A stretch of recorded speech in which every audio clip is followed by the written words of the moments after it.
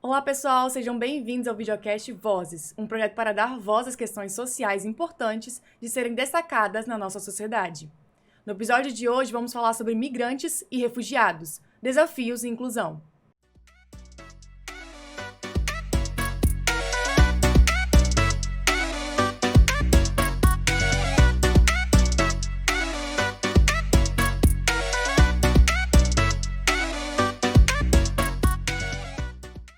Sair de seu país de origem para tentar se estabelecer em outro acarreta diversas dificuldades ao longo do percurso, e ao próprio indivíduo, que precisa ressignificar a sua identidade. Quando essa pessoa adentra em um país diferente, ocorre uma ruptura geográfica e cultural. É preciso entender quais esferas envolvem essas rupturas, quais os principais desafios encontrados por ele, para que a sociedade livre de preconceitos e entenda que muitos deles não têm outra opção. O mundo tem presenciado nas últimas décadas o maior fluxo de deslocamentos migratórios da sua história desde a Segunda Guerra Mundial, de acordo com um relatório da Agência de Refugiados das Nações Unidas, a Acnur, publicado em 2023.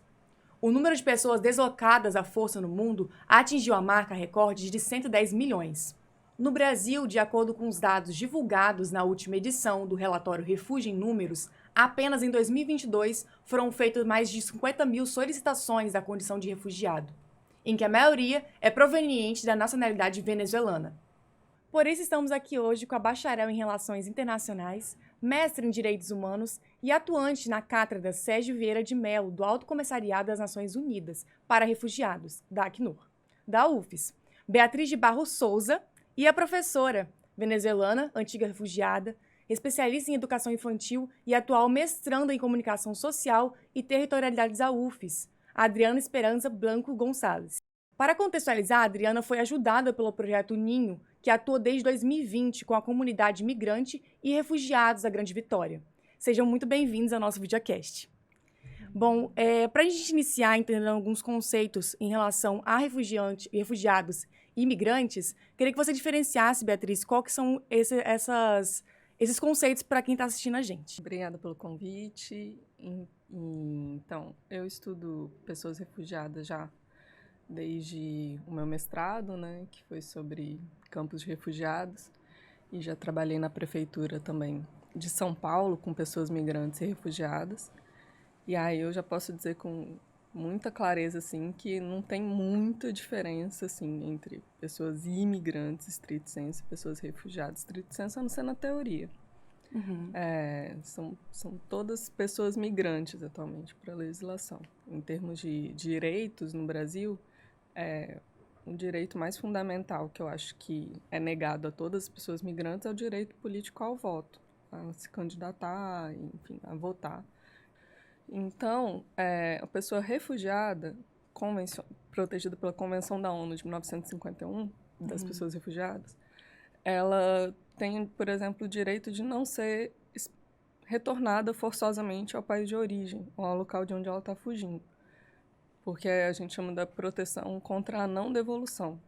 Essa pessoa é reconhecida como sendo alguém que tinha o direito de receber proteção em outro lugar, porque ela estava sendo perseguida no país de origem. Ou, no caso do Brasil, que a gente tem uma lei de 1997, que regulamenta o refúgio também por grave e generalizada violação de direitos humanos do país de origem. Por essa grave e generalizada violação do país de origem, enquanto a ONU, enfim, o meio internacional entende que está acontecendo alguma violação generalizada no país de origem, entende-se que aquele país é causador de situações de refúgio.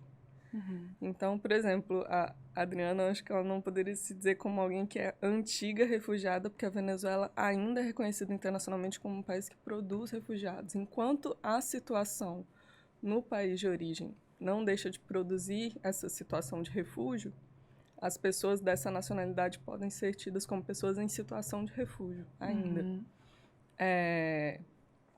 Aí a gente tem essa diferença, porque a pessoa imigrante, teoricamente, ela escolheu emigrar.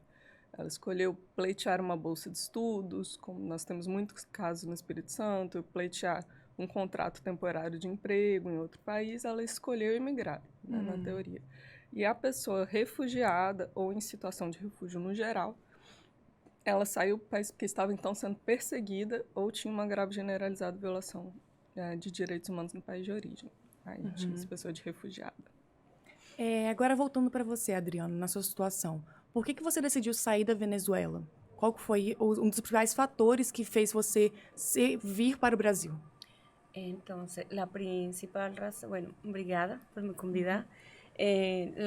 Una de las razones principales fue porque yo fiqué doente y en ese momento no habían, en la salud pública no había como yo hacerme una cirugía. Yo tenía un tumor en un ovario y yo conocí a un doctor brasilero y él me dijo, ven para Brasil que yo te puedo ayudar porque yo así tipo, la operación era muy cara. Si yo vendía mi casa yo no podía hacer la operación porque en ese momento había una superinflación en el país y eso afectó todos los sectores de la economía y la salud principalmente. Entonces sin salud no vivimos. Entonces yo me vi obligada a venir a hacer la cirugía. Solo que por cuestiones mismas mías me compliqué y la cirugía, o sea, no me hicieron la cirugía rápido e eu fui ficando. E como que foi a sua jornada até aqui o Brasil, né? No caso, até o Espírito Santo, que é onde você se instala hoje atualmente. Qual foi os desafios que você teve até chegar aqui? Foi bastante. Cuando yo llegué, no sabía nada de portugués. La persona que me ayudó a venir, que fue el doctor, que me ayudó a hacer la cirugía, él le gustaba practicar su español conmigo y él hablaba español. El primer desafío fue la lengua, aprender, estoy hablando español y no me di cuenta, aprender a hablar portugués fue lo más difícil, porque así como dice Beatriz, cuando las personas deciden emigrar para estudiar, hacen primero un curso si no hablan esa lengua, ¿sabes? Ya cuando la persona llega, por lo menos tiene nociones básicas de ese idioma, sea inglés, portugués, francés, el idioma que sea. Y yo no me preparé para eso, pues yo pensé, no, yo voy, me hago la cirugía y vuelvo. O sea, yo pensé, no, en 20 días yo estoy en mi casa. No aconteció así. Y después por la misma situación económica, que la crisis fue creciendo, y fue afectando otros sectores, yo decido quedarme en Brasil. Uno de los factores más impactantes para mí fue no saber nada después que yo sabía todo. Yo era una persona profesional, tenía un empleo de profesora, más cuando llego aquí mi título no puedo ejercer como profesor, além de que es así, no sé cómo explicar, ¿verdad? Além de que la ley existe, ¿verdad? A veces hay mucho protocolo para que la ley se cumpla. Y entonces validar un título es muy difícil y yo tuve que pasar de ser profesor, yo soy educadora infantil, a ser faxinera, a vender comidas en la rúa. Ese fue otro desafío también porque aquí son otras comidas que yo no las sabía hacer. Fiz varios empregos de doméstica y fui varias veces demitida porque yo hasta estudié para ser doméstica, porque yo no sabía ser doméstica. Aí eu consegui um emprego, quando eu fiquei estável, eu trouxe a família. Então, a burocracia ela foi muito complicada na hora de você entrar, né? Ainda é, né? E essa questão do que você fala do emprego, né? Que você teve que se adaptar. Você também sofreu preconceito em relação a você ser venezuelana e as pessoas terem que se adaptar com a sua nacionalidade, né? Sobretudo em Roraima. Tem muita xenofobia, un impacto social que no es culpa de los venezolanos ni de los brasileños. O sea, no hay culpable, solo que el problema existe. Y cuando eu estava em Roraima, eu não falava muito. Porque se você não fala, ninguém sabe que você não é brasileiro, porque se você fala, se eu falo, você sabe que eu não sou brasileira.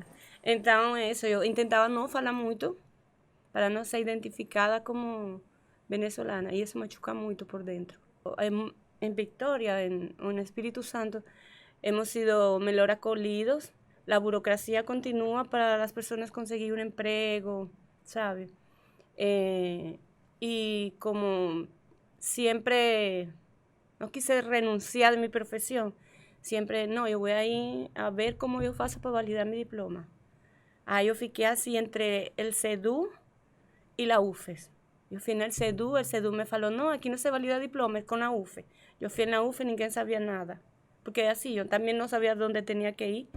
Ahí, entre UFES y CEDU, más o menos unas 10 veces para cada instituição, eu encontrei a la cátedra de Sergio Melo. Uhum. E é aí que a Beatriz entra também em algumas questões, né?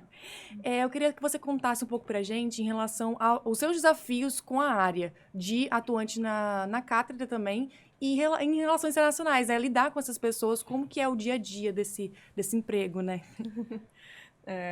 Cátedra é um voluntariado, né, que eu faço. A cátedra é um acordo entre o Alto Comissariado da ONU para Refugiados, o Acnur, e a UFES, que foi firmado em 2015 para lecionar sobre direitos refugiados e para meio que difundir a causa mesmo entre a comunidade acadêmica. Então, fazer alguns projetos também para as pessoas em situação de refúgio aqui, solicitante de refúgio, portador de visto humanitário, como a Adriana, ou refugiados mesmo. E facilitando, assim, a integração entre as pessoas, porque a gente acredita que realmente uma das maiores barreiras que tem, como ela falou, é o preconceito. As pessoas não sabem sobre a situação da pessoa em situação de refúgio, não sabem, acham que estão aqui para perderem seus empregos para os imigrantes e ficam com muito medo, e daí toda a xenofobia. Então, a gente acredita na luta pelo conhecimento aí para tentar vencer o preconceito. E um dos maiores desafios atualmente da cátedra, acho que quem pode falar isso muito melhor é a professora Brunella, de Vincenzi da UFES, que é a coordenadora e fundadora da cátedra mesmo.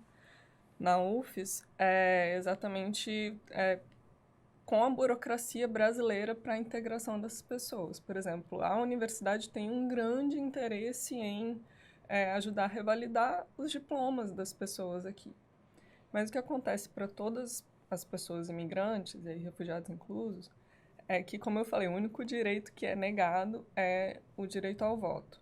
Todos os outros direitos, teoricamente, universais, eles teriam, mas eles só são acessíveis para os imigrantes que têm recursos econômicos. Falando sobre isso, agora, na sua visão, Adriana, o que você acredita que pode ser melhorado em relação à acolhida que o Estado, né, tem em relação aos refugiados?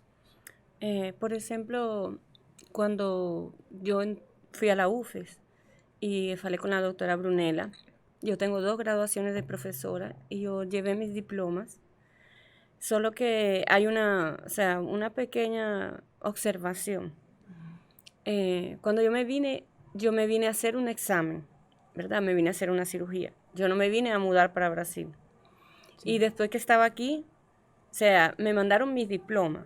Mas yo no tengo apostilla. La mayoría de los venezolanos que llegan no tienen esos documentos. O sea, pueden tener el diploma, mas no tienen la apostilla.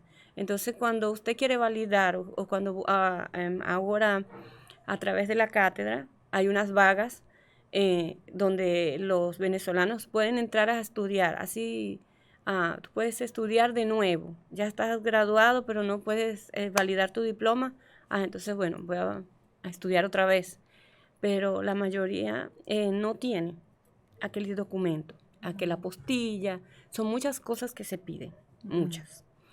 Entonces no hay una sensibilización, ¿verdad? De flexibilizar el protocolo y decir, bueno, este la tiene bien, pero a personas que no tienen ese documento, como sabemos que está... yo vine en carro, pero hubo muchas personas que caminaron. Usted sabe que gente se murió caminando para Perú de Venezuela. Las personas salieron caminando con las crianzas cargadas en el colo, sin dinero. Usted haya que una persona que salió así, y no, yo voy a apostillar primero, voy a hacer un curso de portugués y después voy a ir a Brasil. No, la persona salió así, porque cuando yo salí no había fome, cuando ellos salieron no había comida. Ahorita hay comida. Eso, o sea, para mí eso sería una parte buena. ¿Por qué? Por 2 cosas. Porque es un capital humano que está llegando y que puede aportar algo para Brasil. E, Beatriz, a gente pode falar um pouquinho sobre em relação ao como que o refugiado que chega aqui no Brasil, o que ele tem que fazer, quais ajudas ele pode pedir, né, por direito dele, como você explicou, que ele possa ser incluso na sociedade aqui brasileira, né? Então, o Brasil se vende como país de imigração, mas, né, de braços abertos, assim, mas tem até um documentário da Al Jazeera que chama de Braços Abertos e Portas Fechadas, porque o acesso aos direitos, que teoricamente são muitos direitos para as pessoas migrantes, o acesso é extremamente complicado e difícil. Mas, além de se vender como país de imigração, que a gente já foi um dia, a gente foi composto, né, na nossa base por várias pessoas migrantes de vários lugares do mundo, na prática, hoje em dia, apenas 1% da população nacional é imigrante, cerca de 1.700.000 pessoas, das quais cerca de 1% está no Espírito Santo, cerca de 17 mil pessoas só. Então, imigrantes, ainda refugiados é bem menos, né? Um público bem menor para a sua situação de refúgio. Então, não, ao mesmo tempo que isso explica a gente não ter tantas políticas para essas pessoas, né? Políticas públicas para a integração delas de fato no território, porque não são tão numerosas, isso explica também porque muitas delas às vezes não querem ficar aqui.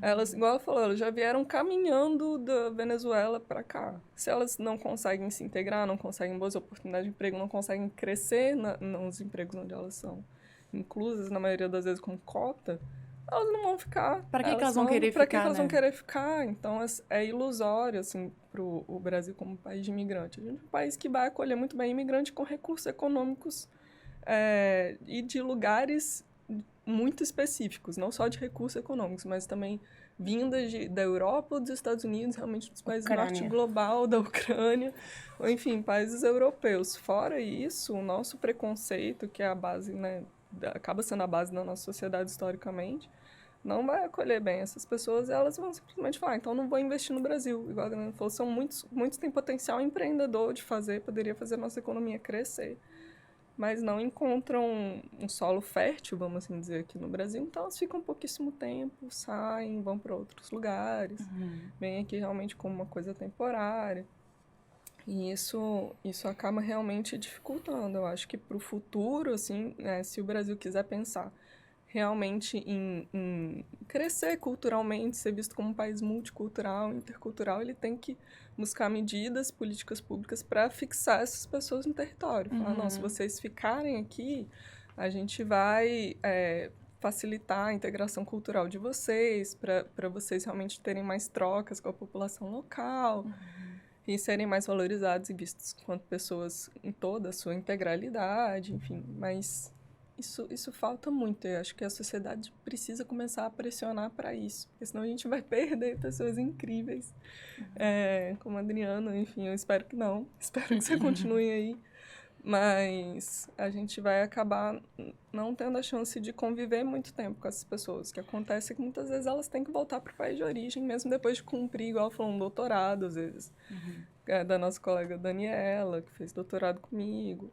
ou uma outra companheira, também a Antonella, que veio já com visto de estudos, tudo certinho, fez mestrado aqui, doutorado aqui em psicologia e não conseguiu a revalidação do diploma dela de psicóloga. Então vai ter que ou fazer uma nova graduação, ou... Então é surreal, assim, as barreiras que a gente coloca, as pessoas acabam querendo voltar para o país de origem, no caso dela voltar para a Argentina, ou... enfim, não ficar no Brasil, porque são tantas barreiras que eles se cansam, assim, em algum momento. Ou realmente acabam aceitando condições precárias de trabalho para o futuro dos filhos ou das famílias que, eventualmente... Que às vezes é a única oportunidade que eles têm, né? Exatamente. Então, apesar de ser uma parcela pequena, de 1% da população... O Brasil ainda não enxerga os refugiados como parte da população brasileira, isso. né? Não, os migrantes, né? Refugiados são ainda menos do que isso. Refugiados, tem em torno de 60 mil refugiados só no Brasil. É inexpressivo, assim, a quantidade de refugiados. 1% é da população imigrante no geral, incluindo estudantes, pessoas com visto de trabalho e tal. E o Brasil realmente não enxerga o potencial que essas pessoas teriam para aportar à nossa sociedade. E quando a pessoa, igual a Adriana aqui, chegou, foi uns 7 anos atrás que você tinha me disso, né? Em relação a isso, quando a pessoa chega aqui no Brasil, ou mais especificamente aqui no Espírito Santo, quem ela tem que procurar? Como que ela pede ajuda, né? Isso, então se ela tem poucos recursos, ela vai cair num sistema universal que a gente tem de SUAS, né, de assistência social, ou do SUS para uma assistência específica para questões de saúde. E se ela tem está em situação de vulnerabilidade econômica, ela acaba se reportando a esses sistemas depois de passar pela Polícia Federal para regularizar a sua situação, que foi uma coisa que a sociedade civil luta há muito tempo, quem luta pelos direitos das pessoas migrantes, uma coisa que a gente ainda não conseguiu mudar, porque a gente não tem uma agência civil de imigração. Eles já são vistos, a gente tem um preconceito grande contra esses migrantes, né, que não são dos países do norte global. Ainda o preconceito aumenta quando a gente ouve eles falarem que eles precisam ir periodicamente na Polícia Federal. Fala, mas você é um criminoso? O que você está fazendo? Você tem que ir na polícia. Então, o fato de a gente não ter uma agência civil para regularização dessas pessoas, que é o primeiro lugar onde elas batem aqui, é em órgãos da Polícia Federal, e é onde elas têm que ficar voltando a cada 2 anos, dependendo da situação de vista. Hay otra cosa, en la mayoría de los formularios que la gente preenche, no hay una casilla para extranjero. Solo dice RG, y yo tengo RMN, que es Registro Nacional Migratorio. Entonces, hay cosas que no puedo hacer porque no entro en el sistema, ¿entendió? Entonces, son pequeñas cosas que se pueden ajustar. Así, falo de la educación, será porque soy profesora, más sí, pienso en eso. Si hubiera más educación en las escuelas contra la xenofobia, contra el preconcepto, si hubiera más educación en las instituciones, porque la población migrante, além de que es poca, más existe. Estamos aquí, existimos. Entonces debería haber ese sabe, você vai e ninguém sabe. E cada vez que vou fazer algum trâmite, eu tenho que educar a la persona que me vai atender. E falar, não, este é um registro nacional migratório, meu CPF está aqui. É uma situação muito complicada, né? Você tem que ter paciência. Muitas questões, né? Eu queria agradecer muito a presença de vocês, Beatriz e Adriana, por ter compartilhado essa informação. E essas informações, né? E você que assistiu até aqui, você pode acompanhar mais em relação ao nos projetos. Esse é um projeto do episódio Vozes, um projeto sob supervisão dos professores Felipe Dalorto, Lara Rosado, Valmir Matiasi e William de Oliveira. Acesse faesadigital.com e confira todos os episódios da série.